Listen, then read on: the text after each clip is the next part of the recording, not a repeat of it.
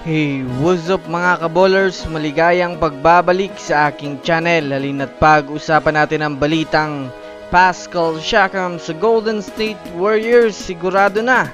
At ang balitang Paul George may inamin sa Warriors. Alamin, tara na't pag-usapan natin yan dito sa Basketball Hotshots.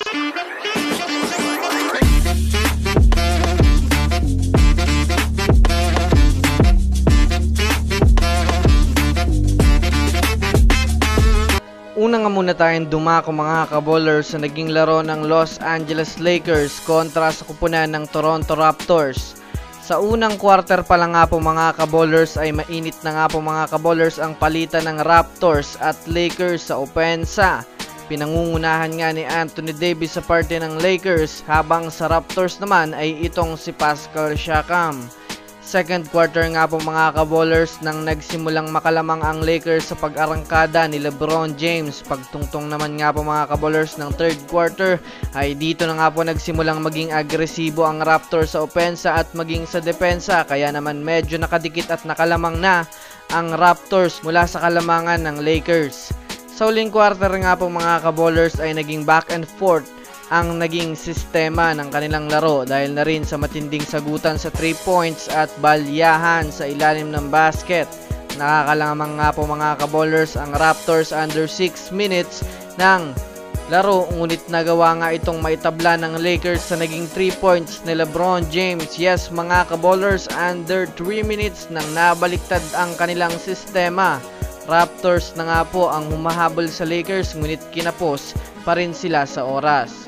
Nagtapos nga ang laro sa score na 131-132 na pinangunahan naman ni Anthony Davis matapos magtala ng double-double, 41 points, 11 rebounds at 6 assists na masasabi nating naging sapat nga ito para makuha nila ang panalo ngayon kontra sa Raptors.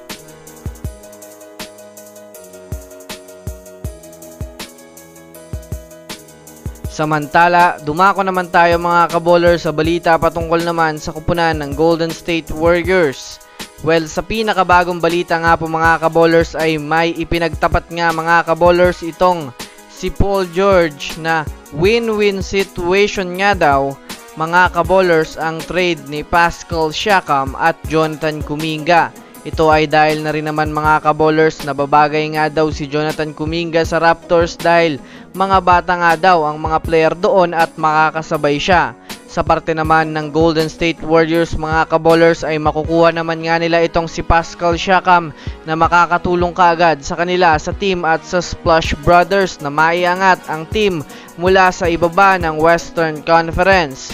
Para nga po mga kaballers sa kaalaman ng lahat ay opisyal na nga pong inayawan ni Pascal Siakam ang offer sa kanya ng Sacramento Kings at ng ibang mga team sa NBA. Yes mga kaballers, Golden State Warriors na lang nga po ang natitirang team kaya mataas ang chance na siguradong dito na nga po ito babagsak sa Warriors. Kaya abang-abang na lang tayo mga kaballers sa balita patungkol dito. So that's it for today's video mga kaballers. Yan lang ang ating pag-uusapan sa ngayon. Pindutin ang subscribe and hit nyo na rin ang notification bell para sa mga susunod na updates sa mundo ng basketball. Again, this is Basketball Hotshots. Thanks for watching.